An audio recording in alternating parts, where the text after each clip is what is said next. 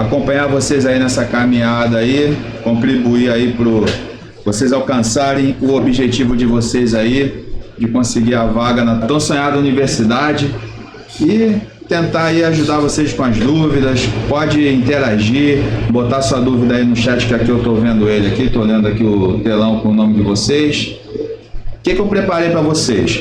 Não adianta, bom dia, Kari, não adianta a gente chegar e começar a resolver as questões no escuro. Claro, isso ajuda, mas de repente você está passando, dando mais atenção para alguns tópicos que caem menos, enquanto outros que caem mais, você de repente vai deixar por último e vai acabar tendo menos tempo para aproveitar esse, para estudar, para tentar detalhar aquele assunto mais importante. Então eu preparei um PowerPoint para dar um norte para vocês do que vocês devem estudar até o Enem. A nossa prova é no dia 24, Ciências da Natureza. Então vocês vão ter aí até o dia 24 de janeiro, um pouco mais de um mês, para direcionar melhor esse estudo, baseado nesse PowerPoint com essas questões que eu botei para vocês, com esse norte. Significa que vai cair exatamente igual está no PowerPoint? Não, porque a gente não é adivinha do que os professores que estão fazendo Enem estão pensando. Porém, baseado nos Enems anteriores, esses tópicos, baseado em porcentagem, é o que tem estado mais presente. Então, pode botar o PowerPoint aí na tela. Eles recebem lá, eles vão acompanhando. Ah, mas eu não tenho o PowerPoint. Eu vou imprimir para tu. Oi? Eu vou imprimir para tu então. Ah, tá. Então, o Bruno vai imprimir aqui para mim o PowerPoint para ajudar vocês aí. Vê se eles já baixaram. Vocês já baixaram o PowerPoint? Já tem ele aí?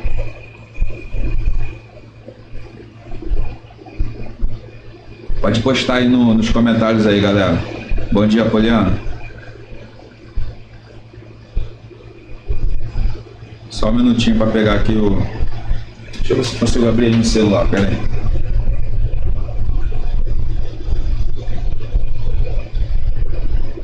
Não precisa imprimir não, Bruno, eu pego aqui. Se a bateria não acabar também, tá... Vou abrir aqui. Então, galera, vou abrir aqui no celular, vocês vão acompanhando aí. Posso sim, Poliana. Então, olha só, galera. O primeiro tópico aí, Química Orgânica. Botei até um troféuzinho aí de campeão. Por quê? É o que mais cai no Enem. Podem ter certeza, vai ter uma questão lá no Enem, pelo menos de reconhecimento de funções orgânicas. Isso é certo. Vai ter lá essa questão, entre outras, de orgânica. Mas reconhecimento de função orgânica é certo. O segundo, seguindo aí na química orgânica, o que preciso saber de química orgânica? Reconhecer as funções orgânicas. Nomear as funções orgânicas. Reconhecer as funções orgânicas. O que significa isso? Vocês reconhecerem a parte principal da minha função orgânica, da minha molécula ali, que dá as propriedades para ela, a característica para ela. Então lá você vai ter cetona, aldeído, ácido carboxílio, funções orgânicas, oxigenadas, funções orgânicas, nitrogenadas, aminas, amidas. Reconhecer essas funções é de extrema importância. Vai ter questão assim no Enem. Quantas, professor? Não sei precisar, mas vai ter. Interações intermoleculares, as interações entre as moléculas. Então você tem lá dipolo permanente, dipolo induzido, pontes de hidrogênio, as influências dessas interações no ponto de fusão, no ponto de ebulição, nas propriedades das moléculas. Reações orgânicas, reações de adição, substituição. Essas reações um pouco menos, mas podem estar presentes. Nesse conteúdo de orgânica, eu destacaria para vocês reconhecimento das funções orgânicas, nomear as funções orgânicas e isomeria, interações intermoleculares e reações orgânicas por último. Nomear as funções orgânicas é importante porque o professor que fizer a questão no Enem, ele não é obrigado a botar a fórmula da questão. Então é importante vocês saberem, no Enem 2019, se não me falha a memória, caiu uma questão de cálculo de soluções, onde era pedido a fórmula da propanona. O cara falava lá da propanona e pedia o cálculo de soluções lá da concentração da solução que ele queria. Só que ele não deu a fórmula, então você tinha que saber fazer a fórmula para poder calcular a solução que ele desejava. Então, química orgânica é isso. Como é que eu vou reconhecer as funções orgânicas? Como é que eu vou decorar? Como é que eu vou aprender? Faz uma lista da parte principal. Acetona, qual é a parte principal dela? O grupo funcional, ácido carboxílico, aldeído. E aí você faz uma lista, vai lendo aquela lista ali todo dia, fazendo os exercícios, acompanhando ali, para no final você ter essas funções decoradas na sua mente. Relações numéricas. O que é preciso saber de relações numéricas? Relações numéricas faz parte do famoso grupo ali de cálculos químicos, estequiometria, está tudo junto e misturado. O que é preciso de estequiometria? Interpretação de texto, galera. É muito importante interpretação de texto. Não adianta você ser bom na matemática se você não sabe interpretar um texto grande. No Enem vai ser um texto grande. No Enem não tem textos curtos. Num texto grande, você tem apenas a parte informativa da questão e os comandos daquela questão, as partes importantes daquela questão, o que vai te dar a direção para você poder resolver ela. De repente, nem todos aqueles itens que ele está mencionando ali, você vai utilizar, não tem problema. Qual é a dica que eu dou para vocês? Está lendo a questão, ainda está naquela parte informativa, ok. Quando chegar na parte que ele começa a dar as informações, sublinha ou separa no cantinho da folha, escreve o que é importante. Se sublinhar, está te chamando a atenção daquele dado ali. Vou utilizar todos? Não sabemos. Na hora de resolver você vai ver. Porém, já está destacado ali na sua frente. Então, interpretação de texto. Outra coisa, balanceamento de reações químicas. Se tiver uma reação química escrito lá na prova para vocês, não confia que ela esteja balanceada. Muitas situações, eles avisam. A equação não balanceada abaixo. Beleza. Já está te chamando a atenção que ela não está balanceada, você vai ter que balancear. Vou balancear como? Maioria das situações, não sei se vocês conhecem, é a famosa regra do macho. O que é a regra do macho?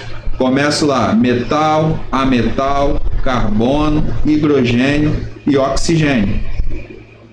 Se você botar essas letras uma embaixo da outra ali, você vai ver que vai formar a palavrinha macho, é um macetinho. Então eu vou começar a balancear por aí. Primeiro eu pego o metal, depois eu vejo quem é o ametal e faço o balanceamento, vejo quem é o carbono e faço o balanceamento, o hidrogênio e o oxigênio. Então balanceamento é importante. Cálculo de mol, massas molares, conversão de unidade e número de Avogadro. Botei isso daí para chamar a atenção por qual motivo? Cálculo de mol. Isso é a base necessária para você resolver as questões. Pode ser que você não utilize mol, mas você vai utilizar de repente a massa? Ok. Porém, o cara pode dar todas as informações em quilo, em grama e te pedir a resposta em mol. Ele pode te dar as informações em mol e pedir as respostas em quilo, em grama. Então você vai ter que fazer as devidas conversões das massas, do mol. Número de Avogadro, aquele famoso 6,02 vezes 10 elevado a 23, ele é um número muito importante porque ele faz a conexão às vezes entre o mol e quantidades de moléculas, quantidades de íons. Regra de Clay simples, é fundamental para a estequiometria. Muitas vezes você termina a questão, às vezes fica uma regra de Clay simples, não tem nada muito mais complicado do que isso não. Porém, o que te chama a atenção? Matemática. Então, numa questão de estequiometria, você tem que estar ligado com o quê? Primeiro, interpretação de texto. Segundo, matemática. É importante essas ferramentas estarem bem desenvolvidas na cabeça de vocês. Funções inorgânicas, ácidos, bases, sais. Até incluiria aqui, de repente, algumas funções, as funções orgânicas que a gente viu no item passado. Por que funções inorgânicas? o professor também não é obrigado a botar a fórmula das questões, das substâncias, lá na questão para vocês. O cara pode botar lá, o ácido sulfúrico reage com o hidróxido de sódio, e aí embaixo eu já coloco o quê? Reações inorgânicas. Porque de repente você precisa montar a equação para fazer o exercício, a questão da prova. Então é importante você saber fazer as funções inorgânicas e saber montar as reações inorgânicas principais, reações de neutralização, reações de adição, aquelas reações mais básicas. Se ele der a fórmula da substância, ok, te poupou tempo, mas ele não é obrigado a te dar. Então é importante. Como é que eu faço as funções inorgânicas? Como é a forma mais fácil de estudar? Eu aconselho sempre aos alunos que estão comigo durante o ano e agora com vocês, eu fazer o quê? Faz uma lista dos cátions e ânions principais. E ali você pega, faz uma tabela, cátions de um lado, ânions do outro, e ali você bota cálcio, potássio, os cátions, né? Bota o alumínio, bota zinco. Do outro lado, você bota nos ânions. Aí você bota cloreto, fluoreto, todos os ânions, as substâncias carregadas ali negativamente, de um lado os principais e do outro os positivos. E ali você vai fazendo as fórmulas. Você vai fazendo um deparo ali. Ah, preciso do sulfato de cálcio, né? Beleza. Então vou pegar lá o sulfato, o ânion e vou pegar o cálcio. Vejo o NOx de cada um lá, multiplico cruzado e faço a minha formulazinha. Isso você vai desenvolvendo com o tempo, mas a tabela vocês já podem fazer hoje. Pega os principais, os que a gente mais usa e coloca lá. Outro item muito importante, química ambiental. Química ambiental, o que eu preciso saber da química ambiental? Esqueci de falar para vocês. Se vocês repararem, embaixo dos itens que eu listei, eu botei a porcentagem aproximada que cai no Enem e o número de questões. Então, ciências da natureza, química, são 15 questões. Dessas 15 questões, né, por exemplo, essa que a gente acabou de ver, relações numéricas, aproximadamente 3 questões, 19% da prova. Orgânica, 32%, mais ou menos 5 questões. Então, isso é uma média do que vocês podem enfrentar. Química ambiental. O que é preciso saber de química ambiental? Clássicos. Chuva ácida. Ainda mais que química ambiental, né, está sendo muito debatido, principalmente, né, sem entrar na questão política. Os Estados Unidos, o Brasil, com um negacionismo, né, na ciência, Trump tirando os Estados Unidos de alguns protocolos, né, de alguns acordos ambientais. Nós aqui no Brasil também adotando uma política mais liberal nessa parte ambiental, né? Não estou entrando na questão de política, cada um tem suas convicções, mas a gente tem a realidade sendo dita aí em todos os telejornais, internet, tudo por aí, todo mundo está vendo o que está acontecendo.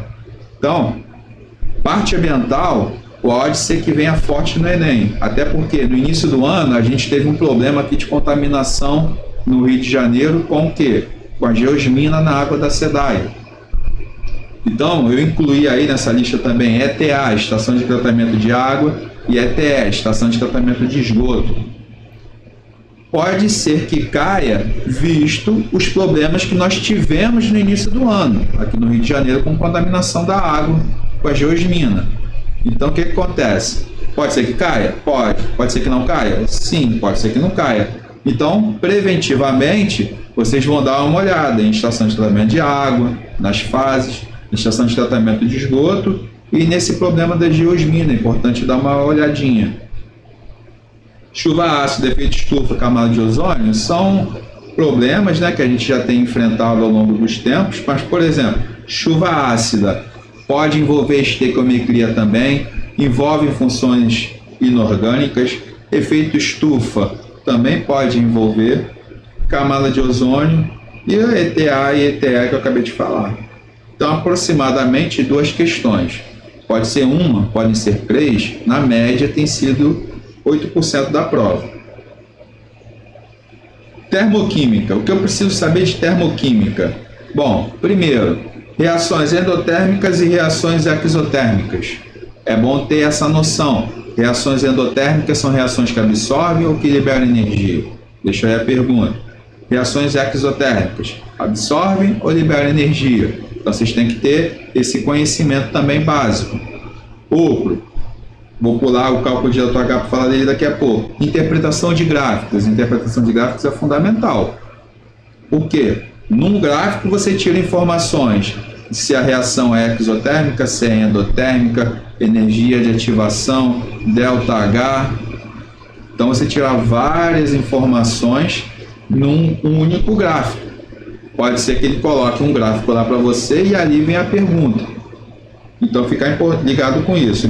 Cálculo de delta H, formação, lei de Hess, ligação, tudo isso aí em média 8%. Então umas duas questõezinhas aí pode ser que apareça lá para vocês.